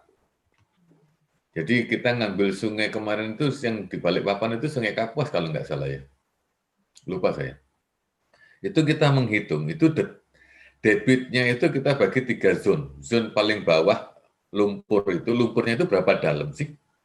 Kemudian di atasnya lumpur itu kecepatannya itu kita menghitung, itu 2,3 meter per second, 2.3 meter per second. Di atasnya itu 1,5, di atasnya lagi itu 0, sekian meter. Jadi ada 3 sisi. Nah, gimana caranya sampah itu tidak habis, tidak masuk? Itu kita pakai jaringan biasa ya, pakai TEFAL namanya. Nah, sampah itu boleh masuk ke dalam plate turbine itu dan tidak akan hancur. Plate-nya nggak hancur. Tapi kita namakan sebagai smooth transition. Jadi kalau misalnya sampah itu masuk, dia akan masuk melewati plate itu langsung keluar. Tak sih. Nggak ada apa-apa. Just keep going on it. Akan tetapi yang kita pikirkan kemarin itu ternyata ada beberapa benda di bawah itu. Kayak misalnya pisau misalnya masuk ke sungai. Kemudian ikut. Itu kita bisa prediksi dengan finite element analysis. Itu kira-kira menghantamnya kemana? Efek hancurnya di mana? Nah, kita buat plastik yang pakai ABS, non-destructible. Jadi meskipun kena itu nggak akan bisa masuk ke dalam casingnya. Kita udah tes itu. Jadi masih oke. Nah, yang di Indonesia yang nggak ada itu, gimana caranya menyelamatkan ikan? Nggak ada di Indonesia undang-undang itu. Di Inggris, setiap water turbine yang kita buat itu harus dimasukkan how to make sure the fish will go in and out safely. Di Indonesia nggak ada undang-undangnya kan? Ya. Nah, di UK itu kalau masuk, ikannya masuk, bentur plate itu, mati, kita yang kena hukum, ikannya nggak boleh mati, nggak boleh luka ya, ikannya nggak boleh luka. Itu lebih detail lagi daripada Indonesia yang kena sampah. Jadi semoga kalau berbahaya sampah ya kayak gitulah. Tapi nggak gini Pak, untuk mengganggu debit air atau enggak itu memang agak mengganggu. Tapi karena kita desain blade-nya itu gimana caranya sampah itu bisa keluar lebih cepat, jadi nggak ada. Akan tetapi kalau misalnya nyantol, misalnya ini nyantol ya, nyantol misalnya di salah satu debitnya turun, itu blade-nya akan berubah. Yang saya bilang tadi, blade-nya akan adjusting karena di dalam sistem yang di dalam motornya itu ada kita masukkan control system. Jadi kalau blade-nya ini terlalu lambat, blade-nya akan berubah sendiri untuk membuat cepat sendiri. That is a certain way that you can do with the design. Kemudian yang kedua apa Bu? Yang kedua itu adalah ini, Prof. Ini dari Abimanyu menanyakan masalah bagaimana pemanfaatan gas dan udara polusi untuk penggunaan turbin udara. Itu apakah itu semua dapat dikategorikan menjadi green energy? Gitu. Oh bisa dong. Yang siapa namanya Bu tadi? Abimanyu. Abimanyu. Oh, oke, Mas Abimanyu. Di chat nggak ada itu. Oke. Cara pemanfaatan udara panas. Gini, kalau pengen kayak gitu, itu hanya bisa digunakan untuk mendinginkan udara di dalam rumah. Namanya AC. AC kita itu masih menggunakan listrik dengan tekanan tinggi kan ya. Kalau di Inggris itu menggunakan namanya thermal source pump namanya. Itu Indonesia nggak ada. Jadi ya gimana caranya? Mengubah panas masuk menjadi udara dingin keluar ke ruangan. Itu bedanya. Jadi menggunakan listrik lebih sedikit daripada yang di Indonesia. Kalau misalnya pengen buat itu, saya harapkan Bapak sama Ibu atau adik-adik bisa melihat atau bisa membuat seperti itu untuk orang-orang menengah ke bawah ya. AC itu kan penting di Indonesia. Tapi kalau misalnya karena kenapa dijadikan barang mewah atau barang mahal? Karena ongkos masangnya mahal plus ongkos operasional mahal. Kalau misalnya Bapak sama Ibu sama adik bisa membuat pump heating source namanya. Jadi ngambil panas diubah menjadi dingin langsung keluar itu anginnya dingin. Nggak usah pakai fan lagi udah. Kalau mau pakai fan disebarin ya nggak apa-apa sih. Tapi bentuknya itu bukan kayak bentuk yang AC-nya itu. Itu dayanya lebih rendah. Jadi sekitar 250 watt itu bisa menghasilkan udara dingin untuk satu rumah. Nah, itu diperjualbelikan di sini oleh PLN. Jadi kalau misalnya dingin, itu mengubah suhu dingin menjadi panas. Jadi kita nggak usah pakai heater lagi. Heaternya dari itu juga. Gitu. Ini Bu, saya ngelihat chatnya ini dari Pak Dovir ini ada yang nomor 2. Iya, Prof. Iya, Prof. Tak jawab aja ya? Ya, boleh, Prof. Ada lanjutannya sebenarnya. Saya takutnya waktunya kurang, masih banyak yang antusias nih, Prof. Oke. Ini saya jawab cepat ya. Ya. Sebenarnya nggak mahal, Pak. Untuk membuat itu nggak mahal. Yang mahal itu birokrasi di kita di negara Indonesia itu mahal. Itu yang mahal. Dan kemudian persaingan bisnisnya juga tergantung who knows who. Itu yang susah. Nggak ada, masih belum bisa kita seperti di negara yang lain ya. Kalau negara sini, oke, karena kamu yang bisa ya kamu yang buat. It's not because I know you, so you can make it. It's not like that. Jadi siapa yang kompeten itu yang buat. Kalau di UK, kalau di Indonesia mungkin belum seperti itu ya. Kalau misalnya ini makanya yang kemarin itu yang nomor 3 ini yang kemarin itu, yang gubernurnya Kalimantan itu ngomong ke kita, itu tolong buatin saya seperti ini karena mereka nggak pengen menggantungkan diri lagi sama PLN. Ternyata untuk menghasilkan itu kita masih butuh jaringannya PLN. Nah, PLN nggak mau memutuskan jaringan itu untuk kita pakai. Itu yang jadi masalah juga kalau kita nggak koordinasi sama PLN. Nah, PLN ini saat ini masih belum banyak memikirkan ke arah renewable energy. Gitu. Untuk menghasilkan gas udara polusi, ya bisa sih Pak, kalau misalnya mau pakai udara itu. Tapi udara Indonesia itu panasnya minta ampun.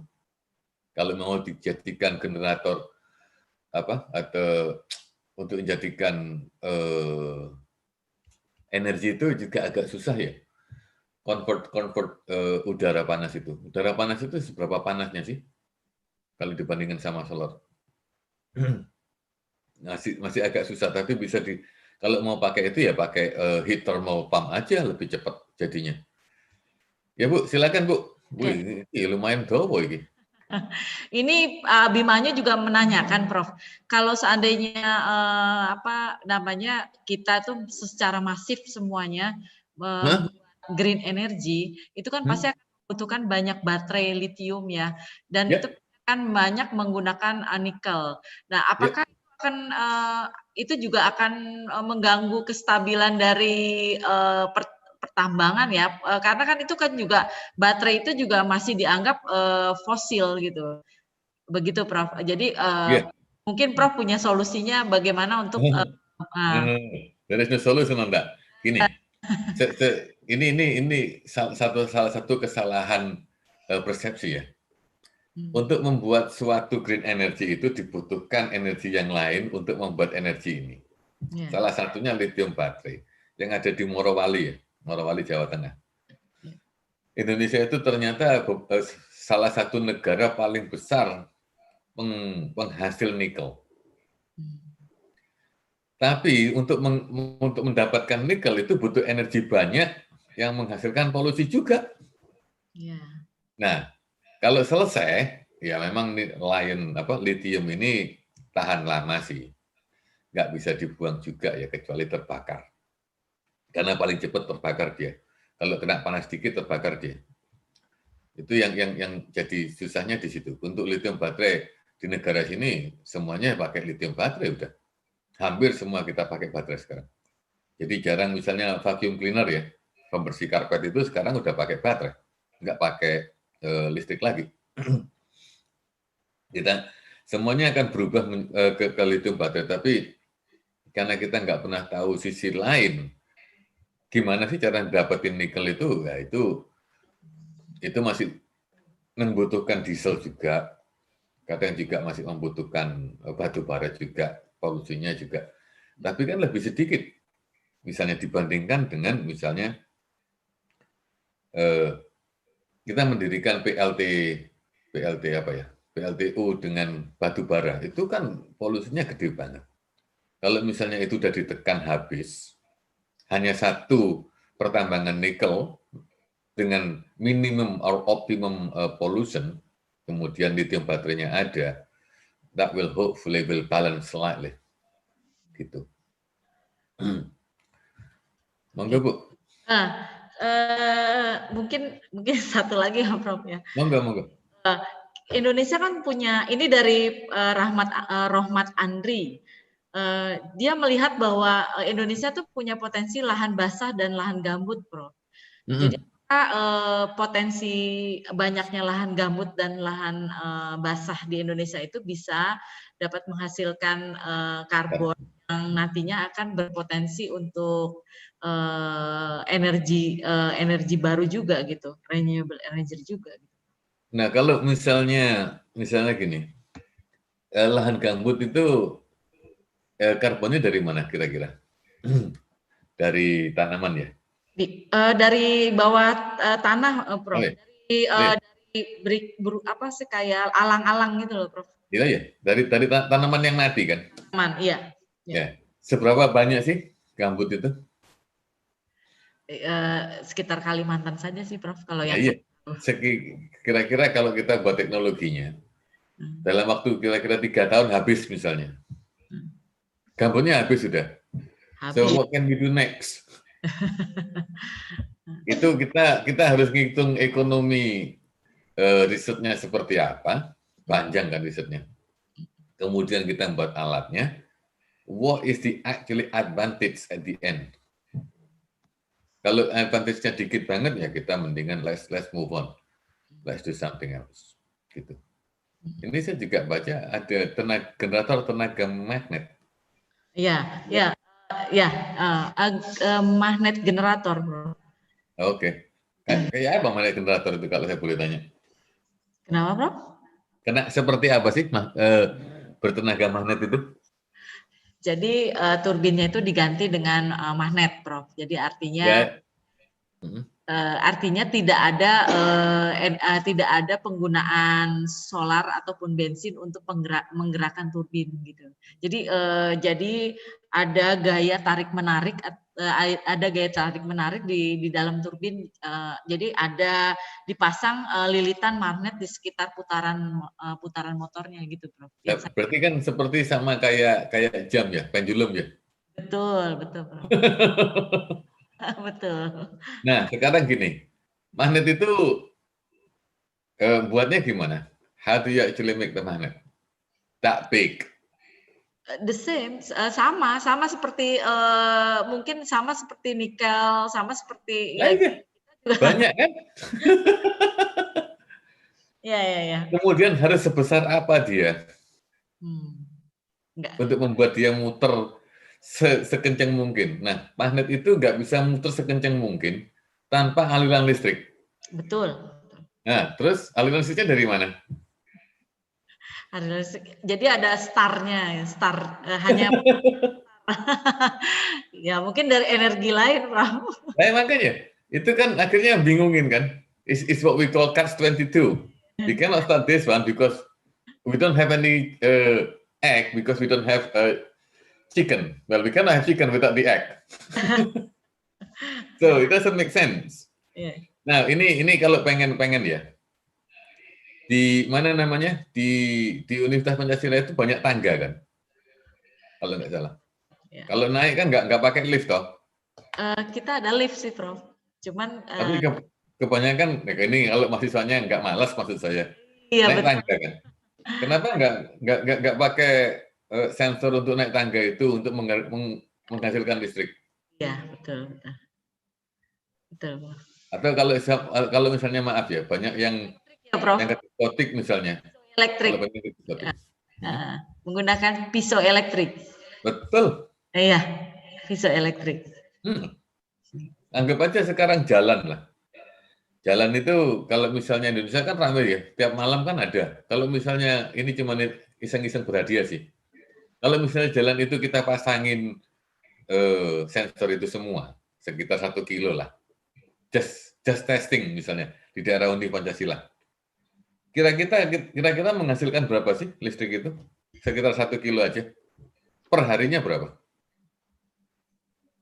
Bisa sekitar. It's a lot.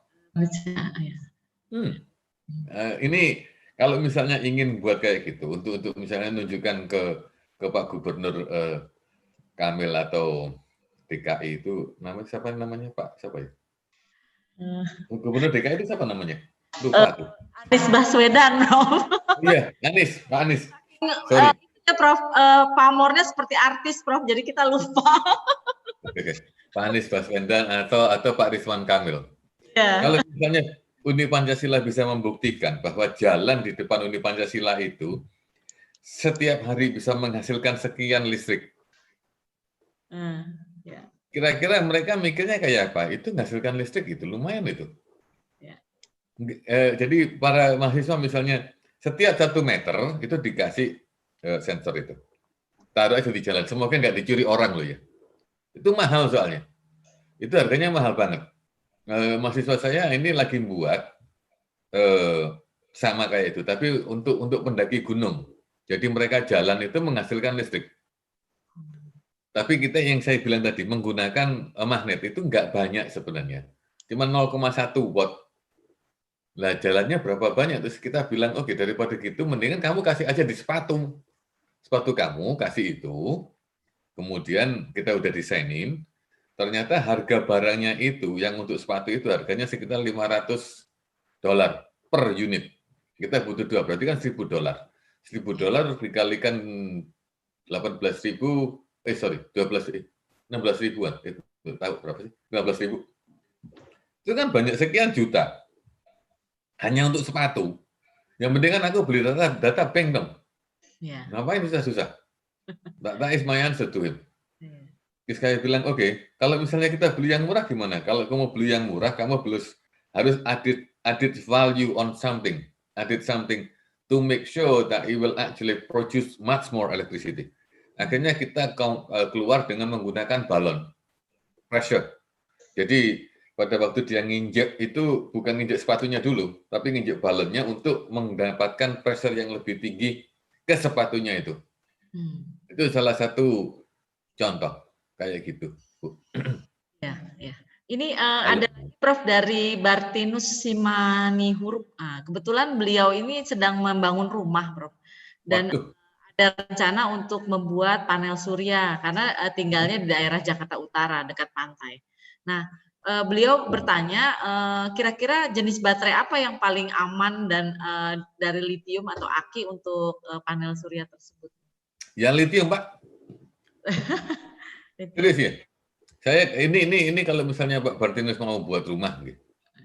Itu saya lebih setuju buat rumah itu kayak punya baterainya Tesla. Jadi beli aja baterai Tesla dari mana? Dari Cina, import. Kemudian disusun pakai rapid gitu. Yang sesuai. Itu dimasukkan ke dalam kayak apa namanya? Yang nempel tembok itu loh. Kayak meteran gitulah, tapi cuma box itu isinya baterai aja. Itu bisa nyimpen lama banget, plus aman. Baterai lithium itu sebenarnya aman. Panas itu hanya terjadi kalau terjadi suatu hubungan pendek, ya, yang menghasilkan panas. Jadi kayak Tesla mobil pertama kali terbakar itu, atau Samsung. Kenapa baterai Samsung itu karena lipatannya yang jelek. Jadi di situ terdapat gesekan ya, bukan karena panas dari luar. Itu memang ada sih panas dari luar. Nah, kemudian setelah selesai semua, Pak, itu dikasih aluminium wrapping.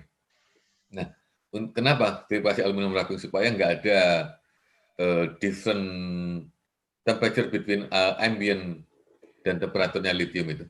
Nggak masalah kok. Plus menghindari salt ya.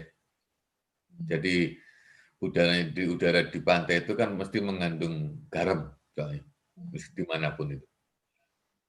Kalau saya sih mending pakai lithium aki aja, atau buat sendiri lebih murah lagi. Ada caranya kok buat. Ngoten, Bartinus. Prof, the last question, Prof. Ini dari FTUP, saya tidak tahu, ini dari pertanyaan dari Fakultas Teknik. Dia menanyakan bahwa kalau Indonesia memang bagus untuk energi solar gitu, itu kan membutuhkan satu material yang khusus untuk di negara tropik seperti Indonesia. Sedangkan kan sekarang banyak solar cell yang di set atau yang terjual itu kan sesuai dengan temperatur dan dengan kelembaban yang ada di negara Eropa yang memiliki 4 musim ya, Prof ya. Tapi kalau di Indonesia kan hanya 2 season. Nah, bagaimana menurut Prof? Apakah di Indonesia harus menggunakan khusus solar cell ini atau fotovoltaik ini? Ini kemarin itu diaspora itu ngobrol sih, para diaspora ilmuwan ya. Itu sekitar 1.500 orang lah, beberapa itu ngobrol. Kelemahannya fotovoltaik atau solar panel itu di Indonesia itu adalah panasnya Indonesia. Nah sekarang jadi pertanyaan, gimana sih caranya mengubah suatu panas itu biar nggak panas banget? Caranya gimana kira-kira? Saya tanyain balik sekarang. Daripada saya jawab kan mendingan saya balikin. How do you actually going to reduce the heat? How? Ya misalnya gini, kalau misalnya kita buat CFD ya, Computational Fluid Dynamics ya, aliran udara yang masuk itu berapa, radiasinya berapa. Kemudian di dalamnya itu bisa nggak kita ngasih misalnya air misalnya. Air itu dalam bentuk pipa ya. Jadi kita juga punya solar energy plus we reduce the heat inside them. Karena ada apa aliran air water, cold water inside them, so it's cool down. Itu yang sekarang kita sama-sama mikir, how do we actually make the solution for Indonesia? Jadi ada yang ngasih contoh, gimana kalau kita kasih cold water, jadi pipa hitam, pipa putih lah di dalamnya. That will actually diffuse atau yang hitam, jadi menyerap semua energi panas yang ada di solar panel menjadi dingin. That is one way. Kemudian di bawahnya itu juga dilaririn arah udara. Jadi karena di atap gini kan, gimana caranya seperti wing ya. Jadi udaranya masuk, keluar. Bukan di atasnya, but in the inside. So it's cool down, still having cool down and cool down and cool down. Seperti itu. That is one way. Itu kalau sekarang masih belum ada yang bisa nemuin. Atau salah satu solusinya Indonesia buat riset sendiri. UK itu sekarang masih tetap riset, bro. Indonesia jarang yang riset solar panel itu. So expensive, Prof. Huh? Expensive. It's very expensive, yes. And then ini saya ngasih harapan sih ke Pak Bambang.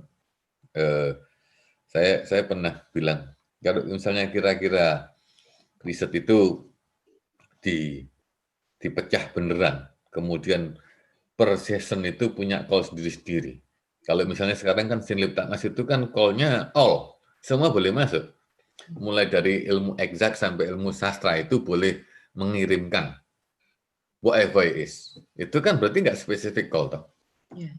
Kalau misalnya gini, oke, sekarang call ini one day, kasih waktu 3 bulan tentang manufacture research in solar panel misalnya. That's it. Jadi yang punya kejuruan material, kemudian ada interest ke itu, semuanya boleh masuk. Itu hanya untuk membuat riset tentang solar panel. Kemudian yang misalnya untuk kincir angin, itu punya sendiri call-nya. Itu lebih enak kan, berarti bisa diatur semua risetnya. Kalau sekarang kan nggak numpuk semua. Sinliptakmas bisa mogok kan, sering mogok toh. Kalau pada waktu submit, hang. Kalau hang gimana? Atau Rispro misalnya. Rispro pun juga all out. Ini untuk adik-adik ya. Kalau misalnya membuat suatu disertasi atau buat research, itu jangan memikirkan yang sekarang. Jangan. Kalau aku sama hampir semua di UK itu, kalau kita punya project itu kita mikirkan sekitar 1 tahun di depan. What will happen with this project in the next year? Kira-kira dipakai nggak? Kalau nggak dipakai, ya ngapain aku membuat proyek itu? Kasihan mahasiswanya juga dong. Kalau misalnya riset PhD, riset ini itu prediksinya 3 tahun ke depan. Kira-kira seperti apa sih? Nah, pemerintah di sini itu risetnya mikirin 10 tahun ke depan. What will do?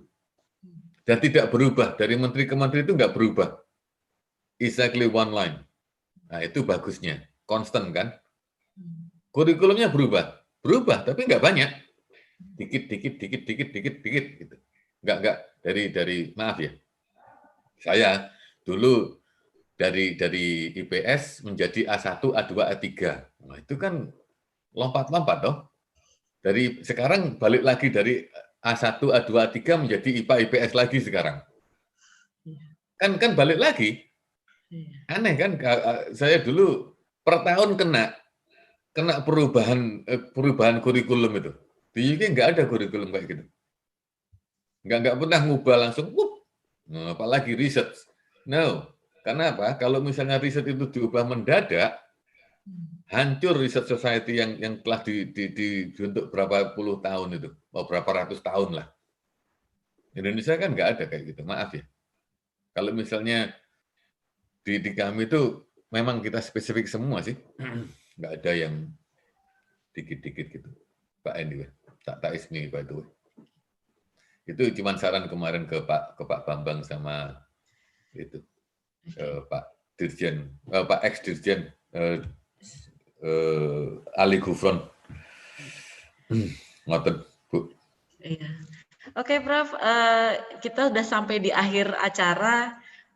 Terima kasih banyak Sama-sama. pada Prof. Dani. Kita diberikan kesempatan untuk mengetahui kelemahan dan kelebihan kita dan usaha apa yang harus kita lakukan, ya, khususnya untuk kami pengajar dan mahasiswa di Universitas Pancasila. Sebelumnya mohon kepada partisipan untuk menyalakan kamera karena kami akan berfoto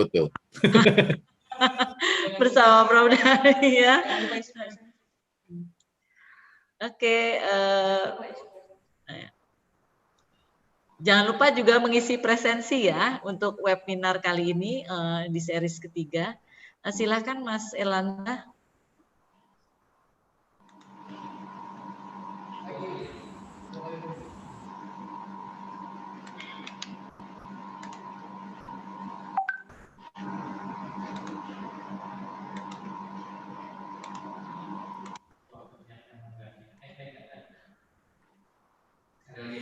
Oke, sekali